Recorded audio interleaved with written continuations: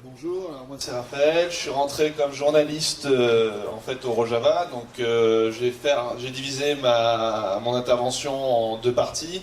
La première c'est un peu ce que j'ai vu au Rojava et en fait la théorie confédéraliste démocratique qui explique un peu la situation qui explique un peu ce que j'ai vu en fait. Voilà.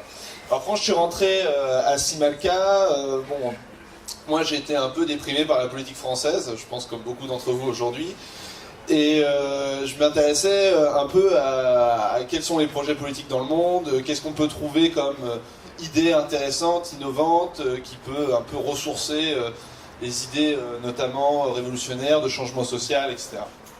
Et je me suis intéressé au Rojava, et dans ce cadre-là, il m'avait paru intéressant de voir que visiblement c'était une société qui défendait une vision féministe, une vision d'égalité, une vision anticapitaliste, une vision également démocratique et bon, plein d'éléments multiculturels, multiprofessionnels, enfin j'en passe et des meilleurs. Il y en a beaucoup de choses à dire sur cette société et ce qui est intéressant c'est que justement on trouve dans cet endroit du monde des informations, des façons de fonctionner qui même pour nous je pense peut nous inspirer fortement dans notre vie de tous les jours. Alors je vais commencer un peu comment c'est passé. Alors j'ai voyagé d'ailleurs avec mon ami Jean-Pierre qui est ici présent. Quand on a traversé le Rojava, comme j'ai dit, c'était d'étudier un peu la société sur place, comment ça se passait. Il y avait également voir également le niveau humanitaire. Donc j'avais suivi également la situation assez complexe la situation assez difficile sur place, notamment manque de soins, manque de médicaments, etc., qui est assez catastrophique. Voilà. Donc cette zone-là est sous blocus de la Turquie au nord, sous quasi-blocus du Kurdistan irakien ici, et bien sûr en guerre totale avec Daesh au sud. Et également, il y a des affrontements par là, parfois des affrontements également avec le régime dans cette zone-là. Et ce qui est intéressant, c'est que malgré ces conditions, on voit qu'ils peuvent dévoter des alternatives intéressantes. Alors, j'ai commencé par une expérience que je raconte souvent. Alors il y a mes amis ici qui vont me dire ah tu vas encore nous la répéter, t'es relou, je la connais, je l'ai entendue 50 000 fois, mais je pense qu'elle évoque justement quelque chose de très parlant. Donc je suis allé à un moment donné ici à Tel Tamer, donc c'est une ville qui est kurde et à la fois musulmane et chrétienne. Et donc dans cette ville, quand on était passé il y a un an, il y avait eu des attentats qui avaient détruit l'hôpital, le souk, les ateliers. Et donc, bon, c'était Daesh qui avait frappé, ils étaient là pour casser l'économie de la ville, pour casser les habitants, pour imposer leur volonté par la force dans cette région. Et quand je me suis rendu sur place, en fait, quand ils m'ont fait visiter, ils m'ont présenté les attentats, ils m'ont présenté les familles des victimes. Bon, c'était un moment assez émotionnel, c'était assez difficile. Et à la fin, on arrive au centre culturel de la petite ville. Et à cet endroit-là, on se retrouve face à une assemblée de personnes. Alors, on commence à poser la question, c'est qui, pourquoi ils se réunissent là? Et en fait, c'était l'Assemblée des familles des martyrs. Alors, l'Assemblée des familles des martyrs, c'est la famille des gens qui sont morts en fait pendant les attentats. Et cette assemblée des familles des martyrs, donc on leur a demandé mais pourquoi se réunir là, c'est quoi votre intérêt de se réunir entre familles victimes des attentats? Bah là, on était en processus de discussion. Ils me répondaient ça, on est en processus de discussion pour savoir comment on allait honorer les morts, comment on allait reconstruire les places, comment on allait reconstruire les maisons. Et en fait, là m'est apparu un peu plus clairement qu'est-ce que signifie le système politique en fait au Rojava. C'est, en d'autres termes, les premiers concernés décident. C'est-à-dire que ceux qui avaient été victimes des attentats, donc les familles des proches qui étaient morts, c'était eux qui étaient en première position, en première ligne dans les instances de décision. Et c'est ça qui est à mon avis intéressant dans cette expérience. Et cette expérience, en fait, au Rojava, vous pouvez la reproduire sous toutes ses formes. Alors, je vous l'explique. Par exemple, supposons que vous êtes un habitant, je sais pas moi, de Kobané, comme par hasard, donc qui se situe ici. et que dans votre quartier, vous avez un problème, votre boulangerie a été détruite suite à la bataille et vous voulez la reconstruire. Ben, ce qui va se passer, c'est que vous avez donc le conseil de quartier qui est concerné par exemple par la destruction de cette boulangerie qui va dire ben voilà comment on peut la reconstruire, comment on peut la remettre en place. Ils se coordonnent avec les autres quartiers pour essayer de la mettre en place. Et là, sur place, ils essayent de trouver des maçons, les financements, en s'accordant les uns les autres. C'est-à-dire que, encore une fois, c'est les gens qui sont concernés par la construction de la boulangerie qui sont les premiers à l'organiser, en fait. Et c'est ça également qui est intéressant. Donc, dans la vie sociale, dans la vie de tous les jours, on a cette organisation. Mais elle se décline pas seulement, en fait, donc pour ces conseils de quartier, ces conseils locaux. Bon, je ne vais pas revenir sur l'organisation sociale qui est assez complexe par ailleurs et qui est très riche. On a également des conseils de femmes non mixtes où donc en même temps que vous avez votre comité votre conseil de quartier, vous avez votre conseil de femmes qui se réunit en non mixité et qui est chargé de lutter contre les discriminations qui sont faites à leur rencontre, donc contre le patriarcat en particulier et donc directement contre les violences, contre les diverses discriminations. Alors, les femmes en parleront mieux que moi, je pense. Voilà. Donc, ce qui est intéressant, c'est qu'elles s'organisent pour combattre ça, et c'est elles qui ont un pouvoir de décision sur ce qui concerne la question des femmes dans leur quartier. Mais ça va même plus loin. C'est-à-dire que quand ces conseils de femmes se fédèrent à leur tour, elles ont un droit de veto sur toutes les lois, par exemple, qui pourraient être émises dans l'Assemblée législative de Kobané, qui concernent les femmes. C'est-à-dire que si la Fédération des femmes n'est pas d'accord avec une loi, parce qu'elle se considère concernée par cette loi, elle peut dire non. Et ça peut se décliner aussi sur d'autres décisions importantes, comme par exemple, si vous prenez le KJK, qui est un peu l'organisation chapeau qui organise les mouvements d'émancipation kurde dans tout le Kurdistan, bah dans le KJK, les femmes ont un droit de veto, par exemple, sur la guerre.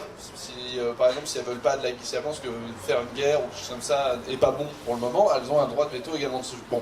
Donc, ce qui est intéressant, c'est qu'on voit qu'il y a une place qui est accordée aux femmes qui est très importante, qui est par ailleurs très intéressante. Mais c'est pas que les gens au niveau local qui se fédèrent et les femmes qui se fédèrent, c'est aussi les minorités.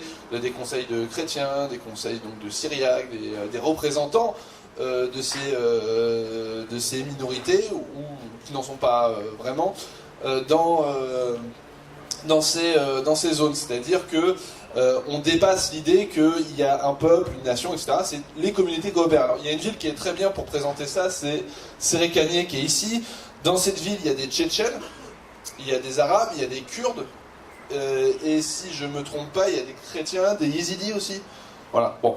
Donc c'est un melting pot de peuples assez impressionnant. Et ben, il y a différents conseils, justement, parce qu'il y a un héritage derrière très violent, du panarabisme et du parti basse qui a appliqué des politiques discriminatoires contre toutes les minorités, alors en particulier kurdes, mais pas seulement. Et dans ce cadre-là, ben, c'était les conseils, en fait, de ces différentes communautés qui se réunissaient pour régler les problèmes. Et il y en a beaucoup des problèmes. Par exemple, je vais vous donner un exemple très simple.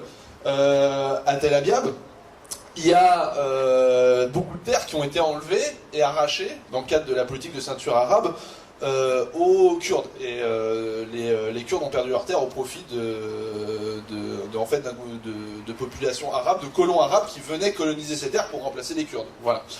Et là-bas, il y a les terres qui ont été prises, et donc il y a des instances de discussion pour savoir comment justement les choses vont pouvoir se régler. Alors c'est pas encore réglé, mais c'est notamment par ces méthodes-là qu'on résout ce problème qui est hérité d'un lourd passé conflictuel dans ces régions. Vous avez également cette notion donc, de confédéralisme démocratique, parce que voilà, on a une confédération en fait de conseils, de communes qui commence à se dessiner. Vous avez aussi une commune du cinéma au Rojava, voilà, où les gens où des cinéastes vont se réunir justement pour faire des films, organiser justement la mise en place des cinémas, la diffusion, etc. Donc en fait, cette organisation sociale se décline en fait de cette manière-là où au final on revient à la base et les premiers concernés décident. C'est le centre en fait c'est ça qui est au cœur en fait je pense du confédéralisme démocratique si on pouvait le résumer enfin en tout cas c'est comme ça que je le résume avec mes mots. Et c'est ce qui porte aujourd'hui. Alors comment on est arrivé à cette idée de démocratie radicale, de multicapitaliste, de partage des peuples, d'une confédération de communes laïques?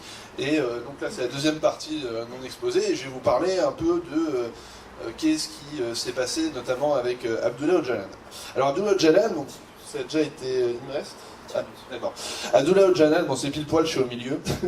il y a Abdullah Öcalan qui donc actuellement enfermé sur l'île d'Imrali, qui est par là, au sud d'Istanbul. Alors ça a été longtemps le seul prisonnier de cette île.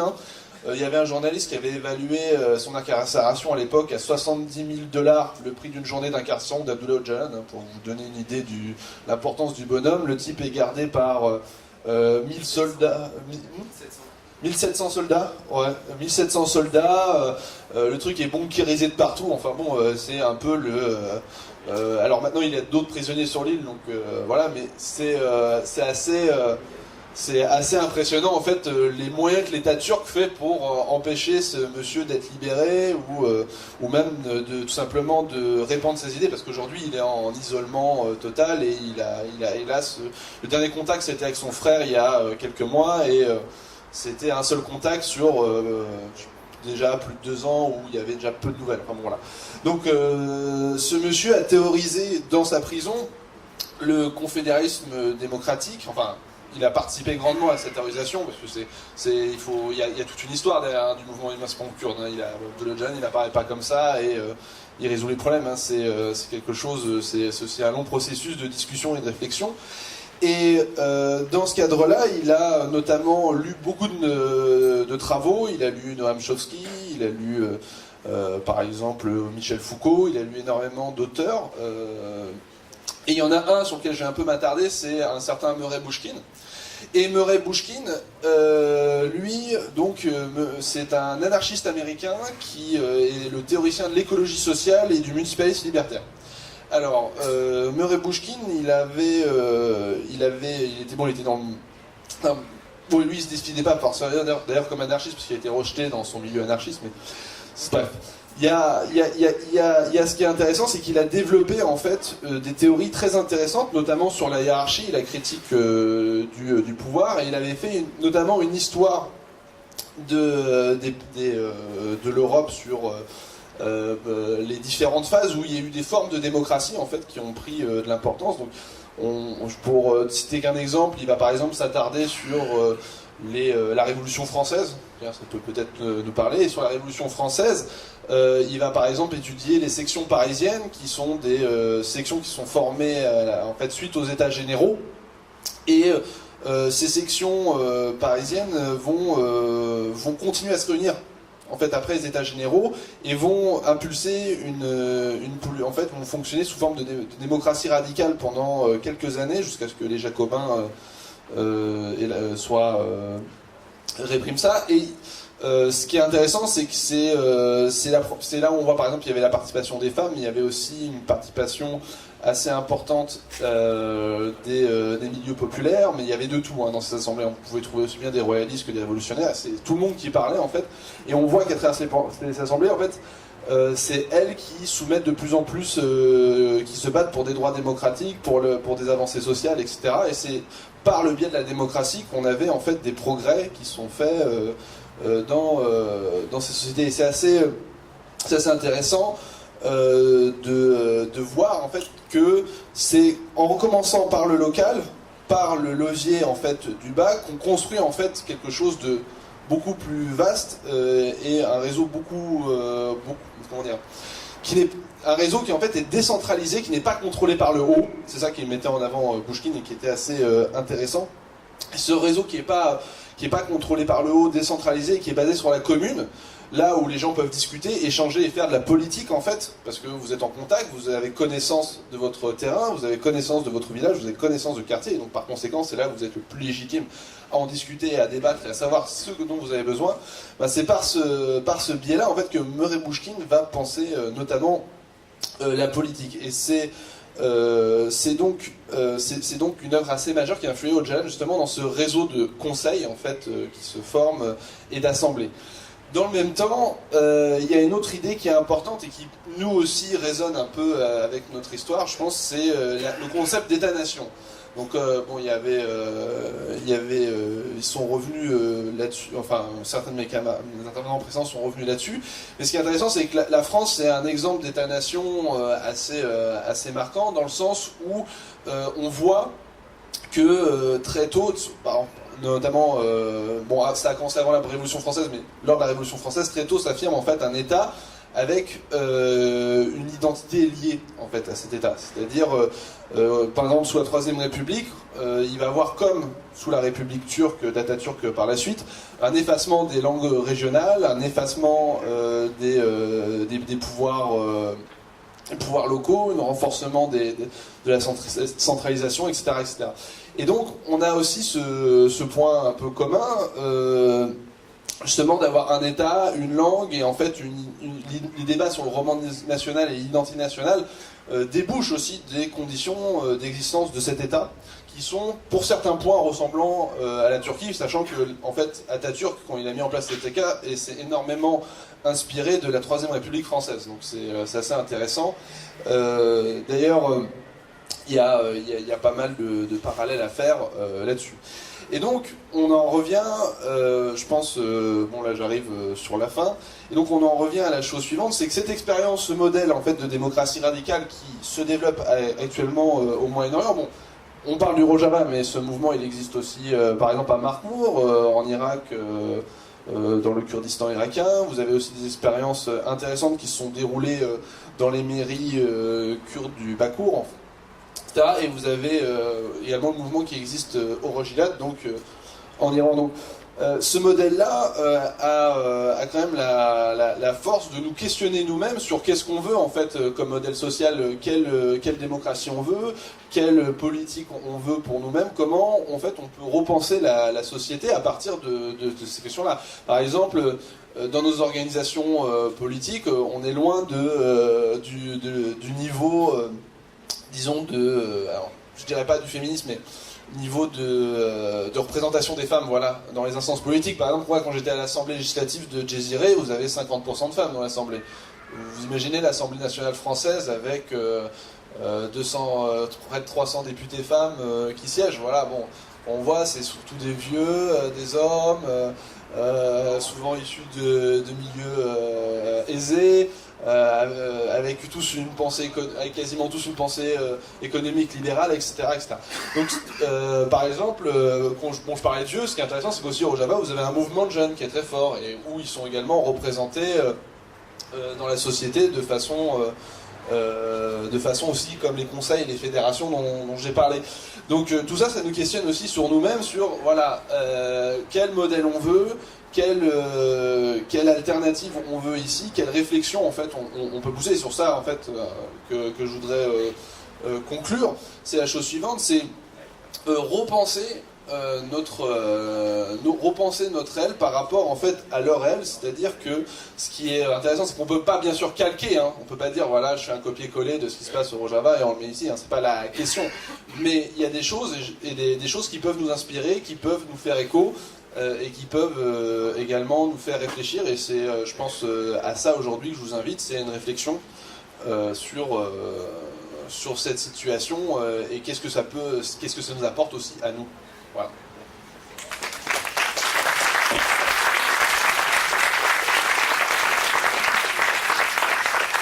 Merci Raphaël. On a choisi un certain axe pour vous faire cette conférence. Par exemple, on ne vous a pas énormément parlé de la guerre, on ne vous a pas parlé des massacres, on ne vous a pas parlé du génocide. Il y a certaines choses que voilà, on a préféré ne pas forcément mettre en avant parce que ça veut dire d'autres choses. Ça amène à d'autres questions, ça amène à d'autres solidarités, mais sachez qu'elles sont bien présentes dans nos esprits et surtout dans celles de nos camarades, n'en doutez pas. Quand il s'agit de la lutte pour Daesh, quand il s'agit de libérer des peuples soumis à une dictature, il y a des gens qui se lèvent au Moyen-Orient et qui m'apportent des réponses. Alors, je reviens juste 2 secondes sur cette carte. Qu'on aurait pu encore plus utiliser, mais qui est surtout là en termes de support. Voilà, c'est du coup la Syrie, l'État syrien actuel, donc aujourd'hui divisé par la guerre civile. Donc nous avons en jaune les forces, donc on va dire kurdes, mais qui ne représentent pas que les Kurdes. puisqu'il s'agit du coup du confédéralisme démocratique. Donc il y a énormément de personnes dans la population qui ne sont pas kurdes et qui participent à la construction du confédéralisme démocratique, à la fois politiquement comme militairement. Nous avons ici du coup ce qu'on va représenter en vert, l'armée syrienne libre. Voilà, c'est un nom générique. Il y a beaucoup de gens très différents à l'intérieur. Par exemple, en blanc, vous avez cette poche-là qui est souvent résumée comme étant les rebelles modérés. Une entité qui s'appelle le Front al-Nosra, qui est, disons, l'antenne locale de Al-Qaïda. Voilà. Vous avez le régime, qui ne recule devant rien pour imposer son pouvoir. Et nous avons encore en vert d'autres espaces. Et donc là, par exemple, plus au sud, ça ne va pas être les mêmes rebelles qui sont ici. Ou encore ceux qui sont ici ne sont pas du tout les mêmes rebelles. Par exemple, ici, ça va être des gens qui sont subventionnés, soutenus par la Turquie, qui amène ses soldats et ses institutions, son drapeau, sa langue, en territoire syrien. Et donc, du coup, qui empêche les Kurdes de pouvoir faire jonction. Voilà, j'essaie d'expliquer un peu la carte aussi, voilà, c'est mon truc un peu, je vous conseille d'aller sur internet, ces cartes-là sont tirées d'internet, il suffit de taper Syria, map, et là vous allez avoir en temps réel des sites qui vous donnent des informations sur comment ça se passe. Voilà, nous on est un relais, mais en fait vous-même vous pouvez être ce relais auprès de nos concitoyens et de pouvoir faire avancer la cause. Un an de où est-ce que ça en est l'état de guerre et de processus révolutionnaire au Rojava, et ce qui s'est passé aussi au Bakour, où il y a eu énormément de répression, mais aussi des formes de résistance et d'autodéfense, etc. Peut-être avoir un peu un retour là-dessus pour qu'on comprenne un peu mieux où est-ce qu'on en est, et aussi comprendre peut-être un peu mieux, même si c'est peut-être compliqué de résumer. En tout cas, moi j'ai besoin de comprendre ça, comment s'organise un peu le soutien depuis ici. Là, il y a le collectif qui s'est créé, il y a des collectifs kurdes qui existent aussi. Qu'est-ce qu'on peut faire d'autre? Voilà. Depuis un an, qu'est-ce qu'il va y avoir? Il va y avoir un recul systématique de Daesh, qui était rentré dans une logique de terrorisme territorial, c'est-à-dire de prendre une emprise territoriale pour pouvoir faire sa troisième guerre mondiale, etc., qui était dans toutes ces diatribes qu'on a eu le droit sur Internet et pas que. Du coup, les positions kurdes étaient sur le canton de Jeziré, le canton de Kobané et le canton d'Afrine. Canton d'Afrine, qui a été grosso modo, on va dire, épargné par rapport aux combats qui ont eu lieu ailleurs.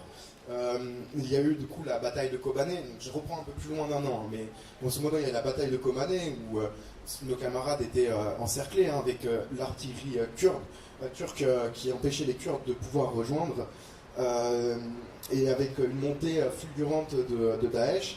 Bon, ils ont réussi, et elles ont réussi à repousser les envahisseurs fascistes et à pouvoir après faire jonction vers le canton de Jeziré en prenant Tel Abyad. À l'époque, en fait, Daesh n'était pas encore catégorisé comme grand méchant terroriste du mondial, donc il n'y avait pas encore eu la proclamation du califat. Et à l'époque, les YPG, donc les milices kurdes qui défendent le confédéralisme démocratique, avaient pris ce poste frontière stratégique. Et à ce moment-là, les puissances européennes en fait avaient reproché en diplomatie discrète d'avoir pris une ville aux révolutionnaires, alors qu'en fait ils avaient pris une ville à Daesh. Voilà. Donc c'était que le comportement des positions occidentales n'était pas clair, c'est ça que ça veut dire, au début, et que ces groupes terroristes, tant qu'ils les emmerdaient pas à leurs intérêts en Irak, il n'y avait pas de problème à ce qu'ils prolifèrent en Syrie.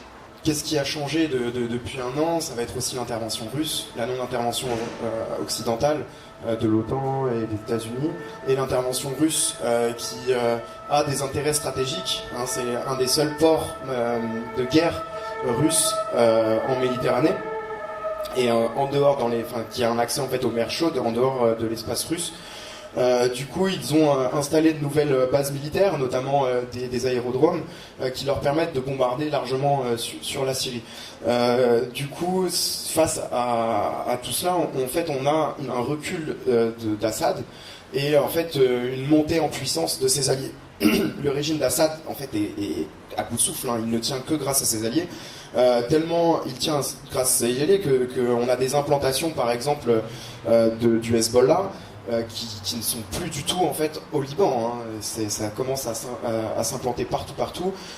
Dans le même moment, il y a eu des alliés chiites avec des milices populaires irakiennes qui sont venues se battre, notamment pour protéger les lieux saints, mais qui en fait sont des pieds de nez pour l'Iran, qui amènent aussi en fait des soldats. Donc on a en fait des troupes d'assaut qui sont étrangères, qui ne sont pas syriennes, et on va avoir une artillerie et une aviation qui est russe. Et donc en fait, vraiment, ça devient de moins en moins vraiment une affaire syrienne dans la façon de mener la guerre.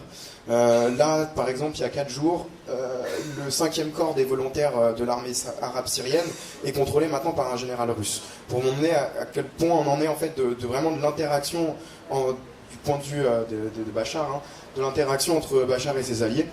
Tandis que de l'autre côté, l'ASL est pas franchement en position de force, sauf dans le sud où c'est majoritairement du désert. On va avoir des échecs quand même successifs dans la diplomatie. Donc il y a eu pas mal de conférences de paix qui ont eu lieu mais qui n'ont rien amené. Je vous donne juste un exemple, ça arrive fréquemment qu'au milieu de l'année, l'ONU n'ait plus d'argent pour les réfugiés. Puisque on compte au bas mot 22 millions de réfugiés de déplacés en Syrie, que ce soit à l'extérieur de ses frontières ou en interne. Donc c'est une situation humanitaire qui s'aggrave de jour en jour. Parce que le blocus est toujours opérant. Et du coup, en fait, il n'y a pas vraiment de solutions qui sont amenées. Donc il y a des victoires, certes, militaires, mais qui ne sont pas une solution politique. Et quand on parle de politique, et là, on en est juste à négocier les cessez-le-feu qui ne marchent pas trop. Et après, du point de vue de nos camarades kurdes, il n'y a pas de réelles avancées non plus. Parce que, in fine, politiquement, on leur dit à chaque fois taisez-vous, quoi. Enfin, concrètement, on ne veut pas d'eux dans les processus de discussion. Tant bien même que c'est eux qui ont parfois les meilleures références. Par exemple, pour les discussions d'Astana, il y a eu des discussions du coup, où les Kurdes étaient présentes avant la conférence, et ils se sont aperçus que parmi les membres à la fois de la délégation de Bachar et surtout celle des rebelles syriens, on ne savait pas ce que c'était que la constitution, par exemple, de 1920. Il y avait une grande méconnaissance en fait de la situation politique, et donc pour chercher des débouchés, c'était un petit peu compliqué, à tel point que l'ambassadeur russe a mis un stop à la discussion, a demandé à ce qu'on imprime l'ensemble des documents de la délégation kurde pour que tout le monde puisse être un peu au courant de quoi on parlait. Voilà, c'est des petits exemples, mais en vrai, on n'a pas de processus qui avance vraiment. Enfin, on en est toujours un peu au même point. Une petite question, je voulais savoir, je crois qu'il y a des Turkmènes, il me semble, en Syrie. Et je voulais savoir si les Turcs sont sérieux en quelque sorte. Et puis aussi, par rapport aux conditions de travail des syndicalistes en Turquie, en fait. Parce que tout le travail qu'ils ont fait, vu l'état de siège un peu du sud-est de la Turquie, voir comment ils avaient rencontré des grosses difficultés pour travailler. Voilà. En fait, il y a quand même plus ou moins une guerre civile dans le sud-est de la Turquie, et savoir si c'est possible de rencontrer comme ça facilement les syndicalistes, s'il n'y a pas des problèmes avec les autorités turques, la police, l'armée. Merci pour ta question. Effectivement, je répondrai sur les Turkmènes, et notre camarade répondra pour le syndicalisme, je suppose. Du coup, effectivement, il y a des Turkmènes. Comme là, vous pouvez le voir, par exemple, l'espace kurde est morcelé. Là, on vous a présenté qu'une carte, disons, plutôt réduite, parce que, en fait, en Iran, à l'opposé de l'Iran, à sa frontière est, en fait, il y a une communauté kurde aussi. Donc, on va le revoir pour les Turkmènes, c'est pareil. Il y a des communautés comme ça qui sont disséminées un peu partout, et effectivement qui servent d'appui à certains dessins politiques. Pourquoi les Turkmènes ont un enjeu ? Parce qu'il y a une tradition très nationaliste, très autoritariste de certains Turkmènes en Turquie, symbolisée par les loups gris. Donc je leur ferai pas la joie de faire leur symbole, mais ils sont tout à fait reconnaissables et ils défilent dans nos rues, hein, à Paris, un peu partout en Europe aussi, de façon légale et même protégée par la police. C'est quelque chose que vous pouvez voir. Et notamment pourquoi ça devient important en Turquie et en Syrie, c'est parce qu'ils sont instrumentalisés par les pouvoirs. On leur donne des prérogatives, on leur donne non seulement des armes, de l'argent, etc., mais on leur donne le contrôle de certaines zones. Donc ils sont liés à certains partis politiques en Turquie qui contrôlent des mairies. Et on a par exemple, vous vous souvenez peut-être de cette micro-épisode entre la Russie et la Turquie où un avion russe avait été abattu. Et ben en fait il s'agit, enfin là je parle plutôt de celui de l'hélicoptère, parce que c'est un autre épisode, mais c'est un peu la même chose où il y a une montée en puissance entre la Russie et la Turquie parce que un hélicoptère a été abattu et les survivants avaient été capturés, etc. Et il y avait une vidéo qui avait été faite de ces loups gris, et en fait la personne qui prenait part au combat et qui prenait la parole en fait était le fils d'un maire turc qui était depuis très longtemps dans les années 80 déjà comment dire la main la main armée du pouvoir. Et donc en fait on peut le voir ici, hein, dans la logique turque. Effectivement, tout ça, c'est sous l'influence turque et c'est aux Turcs de gérer. Donc, c'est comme on va appeler ça, comme les paramilitaires dans d'autres, par exemple en Colombie, qui pouvaient avoir certains dessins à peine cachés parfois. Et ben là, c'est exactement la même chose. Mais autant ils peuvent être alliés les Turcs nationalistes, autant ils peuvent être aussi alliés des SDF, parce que tout le monde n'est pas forcément dans une logique de haine. Et on a la même chose par exemple avec des Tchétchènes aussi qui sont présents dans le nord en Rojava, dans le nord de la Syrie, et aussi un peu en Turquie. Et donc c'est aussi une explication de l'implication de la Turquie ou de d'autres groupes, d'autres puissances régionales, parce que en fait on est dans un multipote énorme, et comme tout le monde essaye de faire sauter la poudrière, on se retrouve tous mêlés dans un bord ou comme dans l'autre. Voilà. Je voudrais te donner la parole peut-être pour la réponse. Alors, je ne sais pas si j'ai tout compris. Alors, globalement, il y a eu une dégradation des conditions de travail en Turquie, pas que au Kurdistan, mais partout, depuis notamment 1 an, mais depuis un peu plus. Alors, il y a toutes les réformes néolibérales qui datent des années 80, mais c'est vrai qu'avec toute le fait que le pays est de plus en plus autoritaire, ça ne fait que se dégrader. Il y a eu une augmentation des accidents de travail. Hein. La Turquie est le premier pays où il y a le plus d'accidents de travail en Europe et le 3e dans le monde. C'est ça que tu m'as dit tout à l'heure, ça. Donc voilà, c'est déjà assez compliqué. Alors nous, les syndicalistes, les 2 dernières délégations n'ont pas été au Kurdistan. Les informations, on les a récupérées à Ankara, où les gens font le relais. Et après, il y a des informations qu'on récupère, parce que ça revient aussi sur la question d'avant. Il y a beaucoup de gens qui émigrent, et notamment des syndicalistes. Où la soirée qu'on fait le 9, en fait, c'est avec des syndicalistes émigrés qui, eux, transfèrent en fait des informations. Après, de ce que j'en sais, les délégations qui sont parties pour le Newroz, donc la fête annuelle des Kurdes le 21 mars, il y a eu des grosses difficultés, il y a eu pas mal de soucis. Donc c'est toujours possible d'aller au Kurdistan, mais avec plus de difficultés, évidemment, qu'auparavant. Et sur les questions... donc de tout ce qui est dégradation spécifique. Alors il y a toujours 70 syndicalistes actuellement incarcérés, parce j'ai parlé des licenciements tout à l'heure, mais une partie d'entre eux sont envoyés en prison. 77, c'est quand même beaucoup.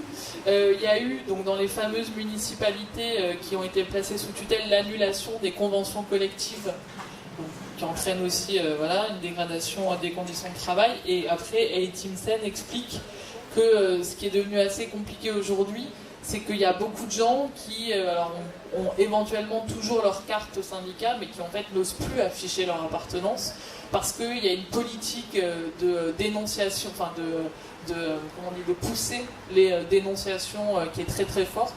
Et donc évidemment, en fait, il reste entre guillemets les convaincus qui continuent à oser se revendiquer. Et pour les autres, en tout cas, il y a un certain nombre de villes où c'est devenu excessivement complexe. Au niveau du soutien, c'est un problème complexe parce que c'est très difficile de soutenir actuellement enfin, il y a des soutiens, attention, mais c'est très difficile de soutenir le Kurdistan actuellement pour une raison très simple, c'est qu'il est, enfin le Rojava en particulier, c'est qu'il est sous blocus. Voilà, bon. Donc par exemple, à des moments, on avait essayé de mettre en place des projets, avec des amis Voilà, est-ce qu'on peut envoyer des médicaments, des trucs et des machins, et à chaque fois ça a été très difficile voilà, de faire quoi que ce soit à ce niveau-là, et là c'est très difficile. Les rares choses qui passent en contrebande, il y a d'ailleurs le marché noir est sous contrôle de l'organisation qu'on appelle le TFDM, qui est l'organisation qui représente les communes du Rojava en quelque sorte. Et c'est enfin bon voilà, c'est compliqué quoi. Après, il y a des soutiens. Alors, si vous voulez donner de l'argent, par contre, faire passer de l'argent liquide, des choses comme ça, c'est possible. Il y a la représentation du Rojava en France. Vous pouvez donner des dons, qui est situé au 48. Enfin, vous pouvez envoyer. Alors, Baker, tu pourras peut-être préciser un peu plus où on envoie les dons, parce que toi, tu connais mieux le circuit. Il y a dans ce cadre-là, bon, c'est un circuit sûr parce que c'est la représentation, donc vous êtes sûr de donner au Rojava, voilà. Donc il y a cet aspect-là. Au niveau des soutiens, en fait, je pense que moi l'enjeu sur les soutiens, il est le suivant, c'est qu'il y a des manifestations à Paris qui sont organisées. Alors souvent on reproche à juste titre on prévient un peu au dernier moment les gens que les manifestations ont lieu, etc. L'information a du mal à circuler, mais j'invite les gens à venir aux manifestations. Par exemple, il y a eu des manifestations récemment contre la fermeture de Telsat de chaîne kurde. Il y a eu des manifestations contre les bombardements turcs sur le Rojava. Voilà, donc là normalement il y a une liste de contacts qui passe, on va essayer de mettre en place une liste pour informer un peu des évolutions sur place et pour renseigner quoi de ce genre de choses. Il y a également, alors au niveau collectif, alors il y a Femmes Kobané, qui est un collectif de femmes principalement, et surtout des personnes de Paris 8, il me semble, si je ne me trompe pas. Non, pas du tout. Bon, c'est un peu plus loin, parce que donc je dis des bêtises, je retire. Voilà, bon, je pense que Femmes Kobané, notamment, voilà, fait des choses assez intéressantes. Elles ont un site internet. Je pense que Souma, tu pourras peut-être mieux présenter que moi le collectif. Enfin, moi, je sais juste que elles sont là depuis le début, qu'elles ont cherché à, par exemple, à envoyer des livres sur place, des choses comme ça. Assez intéressant. Bon, il y a le syndicat solidaire qui fait aussi un boulot, comme l'a présenté Anouk, assez intéressant justement sur la répression, sur les syndicalistes, etc. Il y a également le CNKS, alors c'est la coordination nationale de solidarité au Kurdistan, qui réunit plusieurs partis politiques. Alors vous avez dedans aussi bien le PCF que Alternative Libertaire, donc pour vous donner une idée, ça regroupe vraiment très large. Et ils organisent des délégations, notamment au Bakour souvent, enfin, au nord du Kurdistan. Voilà, ils font des actes de solidarité, ils ont un bulletin, etc., qu'ils éditent de temps en temps. Voilà, donc ça c'est... et puis bien sûr, il y a l'association Initiative pour un conseil d'arrest démocratique, et un nouveau collectif qui s'est formé récemment, donc dans le but d'informer et de former justement sur les théories du confédéralisme, mais aussi de voir comment ces expériences ici pourraient être éventuellement pratiquées. Voilà, donc c'est une réflexion, c'est en cours, et puis pour l'instant c'est surtout un travail d'information qui est fait. Et voilà, donc ça c'est les différentes organisations qui notamment travaillent au soutien collectif. Il y avait aussi à un moment donné, mais c'est un peu tombé hélas à l'eau, les anarchistes solidaires du Rojava, qui réunissaient plusieurs organisations anarchistes qui faisaient également un travail là-dessus. Voilà.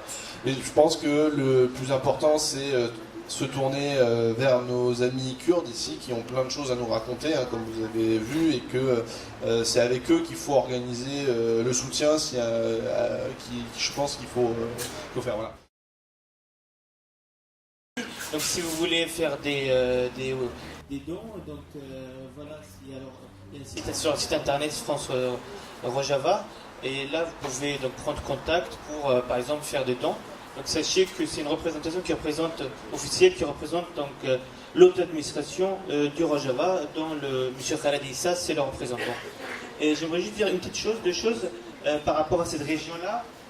Cette région-là, en fait, c'est pas l'armée syrienne libre, c'est contrôlé par la Turquie. C'est la Turquie qui contrôle cette région. Les forces turques occupent aujourd'hui cette partie-là, et ils ont l'intention même d'étaler...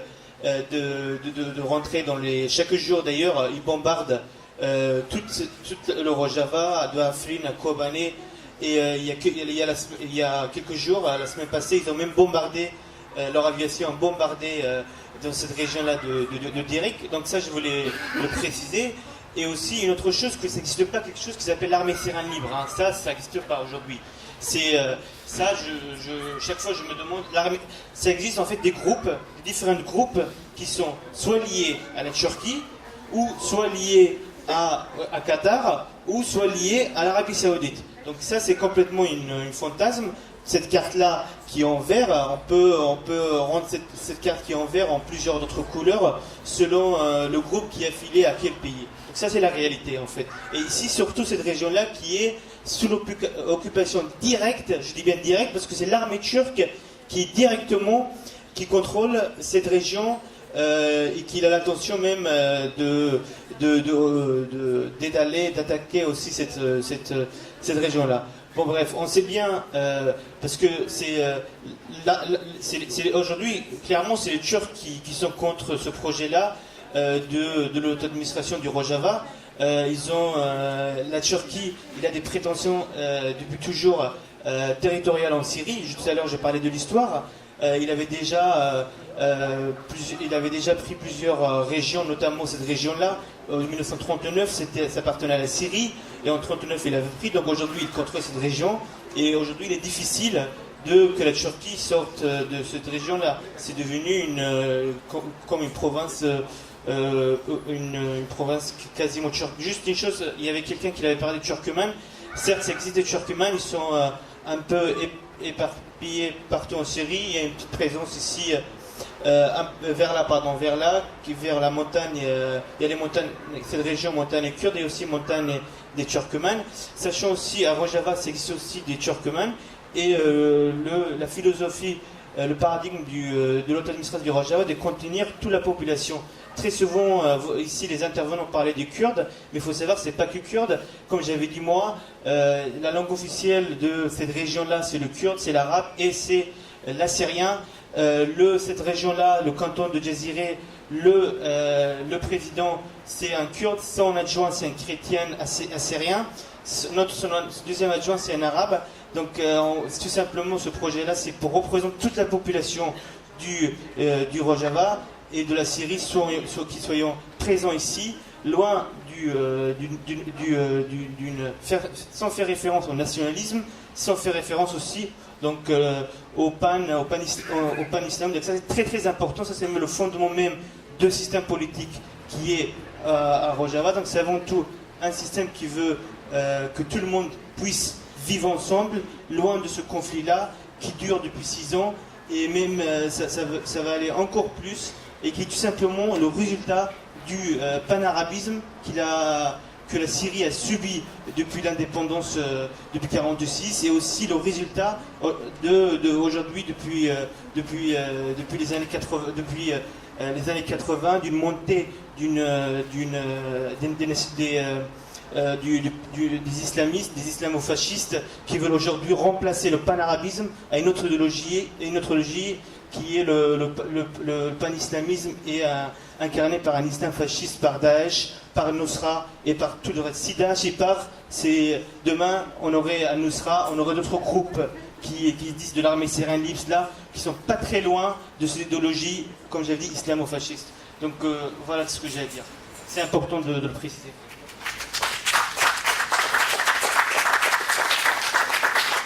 Alors, il y avait une question ici, une question là. Tu voulais réintervenir ?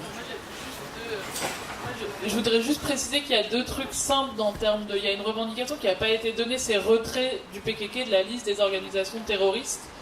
Il est présent en France comme au niveau de l'Union européenne, et il y a toute la question des pressions sur l'Union européenne comme sur le régime français, notamment en soutien avec la Turquie.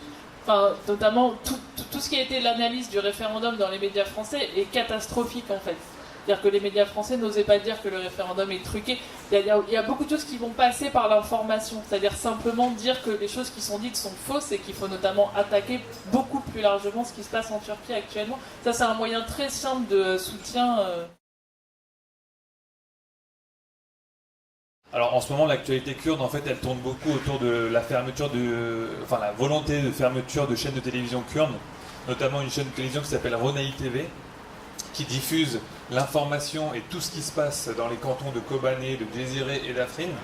Et aujourd'hui, par simple lettre recommandée, le gouvernement d'Erdogan, le CSA turc, envoie une lettre à Eutelsat. Eutelsat est une entreprise française qui diffuse via des satellites dans le monde entier et qui distribue les chaînes. Et Eutelsat veut faire fermer ces 3 chaînes de télévision kurdes qui sont la seule voix du peuple kurde en Syrie, en Turquie et en Europe. Ces chaînes émettent depuis l'Europe.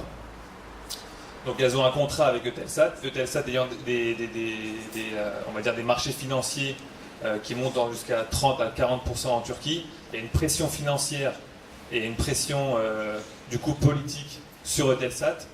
Et donc aujourd'hui, les Kurdes manifestent à Paris pour ça. C'est l'actualité des Kurdes en ce moment. Et il va y avoir des manifestations notamment devant le siège d'Eutelsat le 7, le 8 et le 9 mai. Ça a déjà commencé, il y a eu des manifestations hier notamment. Et donc si vous voulez participer, vous êtes tous les bienvenus. Pour information, vous pouvez, si vous cherchez plus d'informations, il y a le Centre démocratique kurde à Paris, qui est au 16 rue d'Anguin, dans le 10e arrondissement. Bonjour, moi j'ai une question pour le collectif Solidarité Femmes de Kobané, c'est concernant la généalogie de Jeanne Merci, parce que c'est pas évident d'en apprendre plus en fait sur la question. Au début on découvre, c'est un peu complexe, donc ça m'a vraiment passionnée. Par contre j'aimerais savoir ce qu'il en est au niveau du rapport à la nature et à la culture, dans la mesure où d'une part il était dit que la domination masculine c'est un système donc qui n'est pas essentialiste et qui n'est pas culturaliste, mais où en même temps, donc j'ai cru comprendre qu'il y avait des choses qui étaient reliées à la nature de la femme, qui étaient plus proches, justement parce qu'elle donnait la vie, de la nature, de l'écologie, etc. Donc, dans quelle mesure est-ce que ça s'inscrit dans une perspective de genre, de construction sociale, en fait, ou alors, dans quelle mesure est-ce que ce serait plus proche d'un essentialisme? Ça m'intéresse d'en savoir plus. Dans la généalogie, elle adresse toujours à l'époque de Mésopotamie, où les femmes, elles ont été au pouvoir.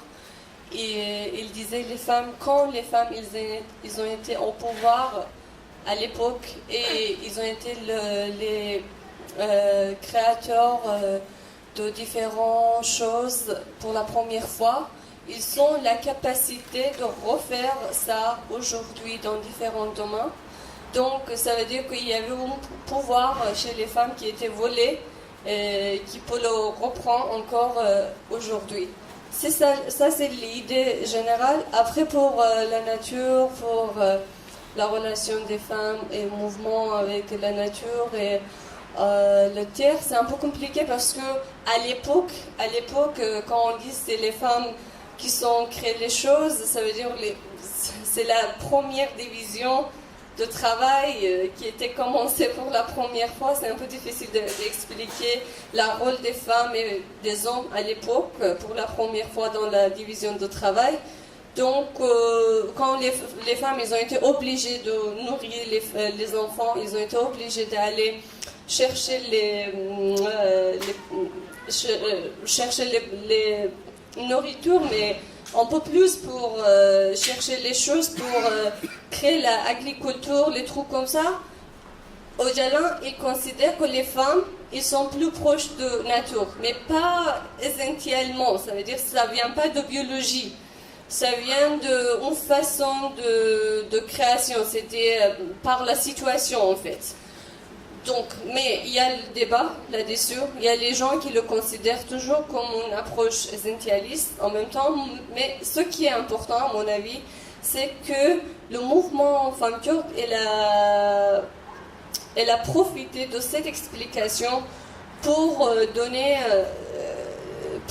l'espoir et donner l'ose aux femmes pour révolter, pour prendre en fait le pouvoir en leurs mains. Ça, c'est plus important. Ça veut dire que la sens politique, idéologique de cette explication, c'est toujours plus important que aller dans l'histoire, dans la mythologie, parce que déjà dans la mythologie, on n'est pas sûr sur les détails et on n'a pas vraiment les détails dans les sciences humaines, on n'a pas les détails dans l'anthropologie. Est-ce que c'était vraiment les rôles des femmes, des hommes, c'était comment? Mais la présente de cette idée aujourd'hui, ça c'est plus important. Merci.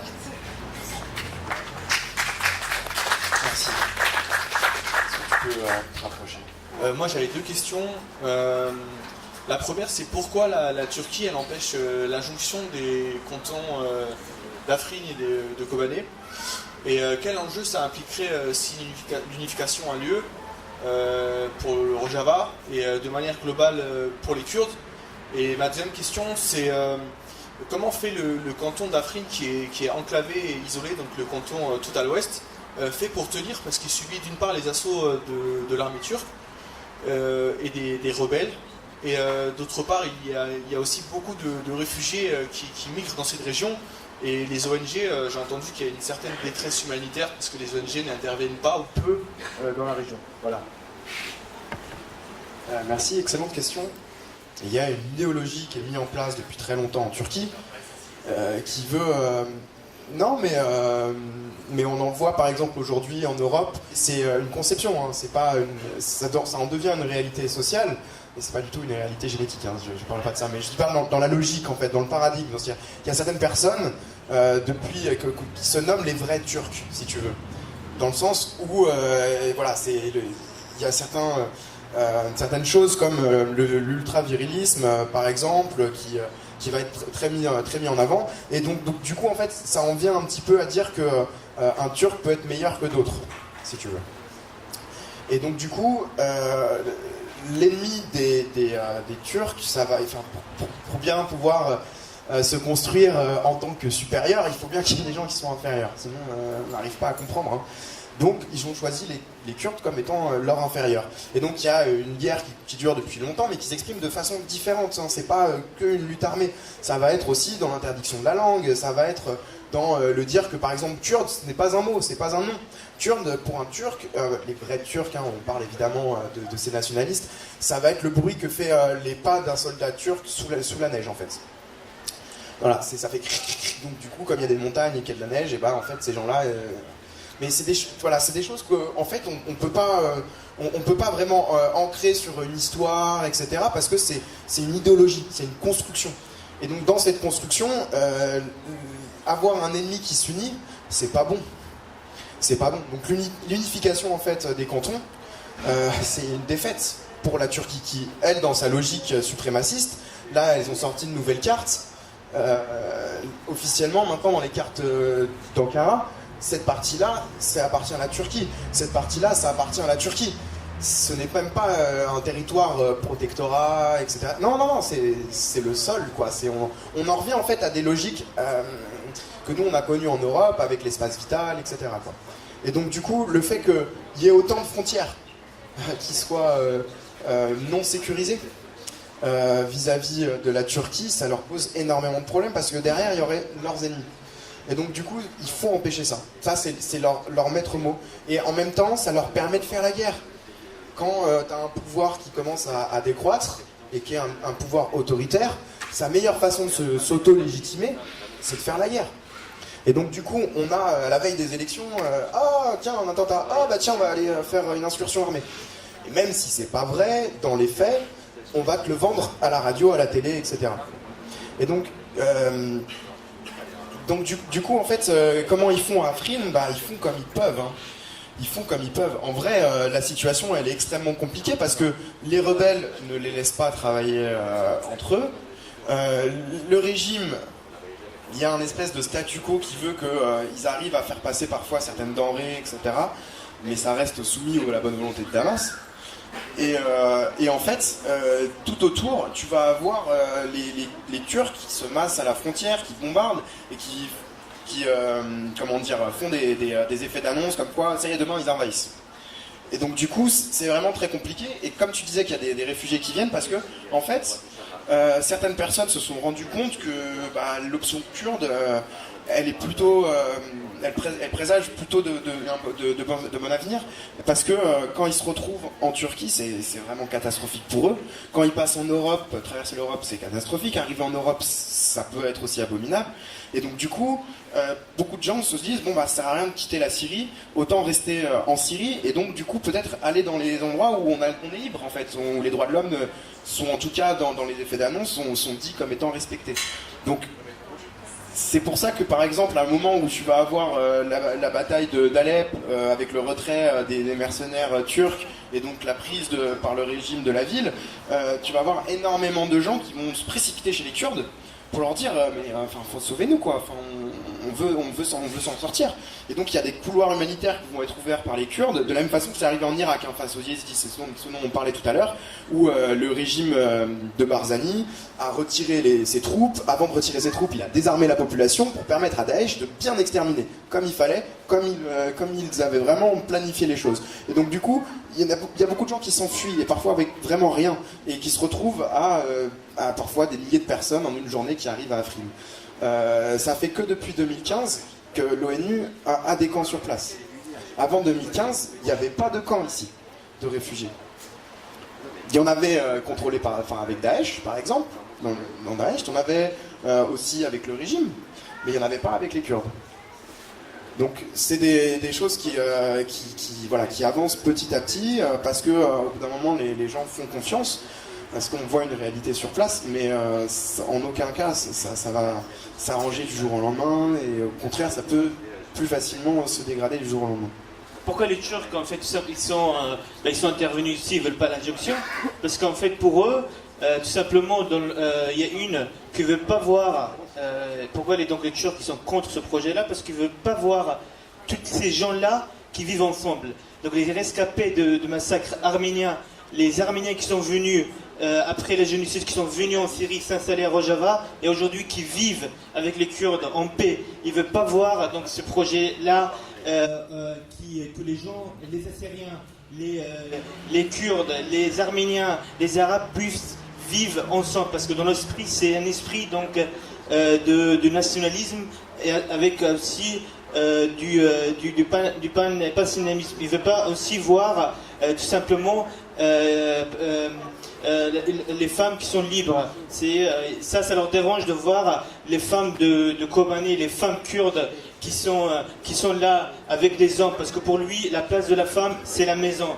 La flamme de la femme, tout simplement, de faire des enfants. Ça, c'est le modèle Erdogan. C'est ce qu'il avait conseillé aux populations turques qui sont en Europe, de faire 5 enfants. Donc voilà, c'est ça leur modèle. C'est pour cela, pour lui, ça pose un problème, parce que aussi, Erdogan, il a le pouvoir turc aussi, il a dans l'idée de néo-ottomanisme, c'est-à-dire d'avoir des régimes soit en Syrie, soit ailleurs, qui sont proches idéologiquement. Et le fait que cette région-là, il serait que donc les forces syriennes démocratiques, les YPG qui vont contrer cette région-là, il n'aurait plus un lien avec leurs terroristes à lui, donc les gens qui pensent comme lui. Donc ça pose problème, parce que comme ça va à l'encontre de son projet du néo-ottomanisme. Donc ça, c'est un point très important. Donc c'est pour ça qu'il avait intervenu aussi, et aujourd'hui il veut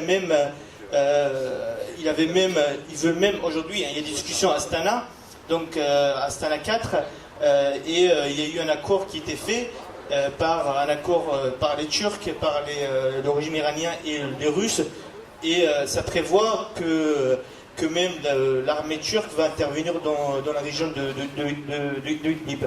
Donc ça, c'est important à savoir. Donc certes, c'est pas les Turcs, c'est son régime. Ça, il faut savoir, ce qui est vrai, c'est le régime turc qui veut mettre en place ce projet-là. Quel serait l'enjeu de l'unification des cantons kurdes en Syrie?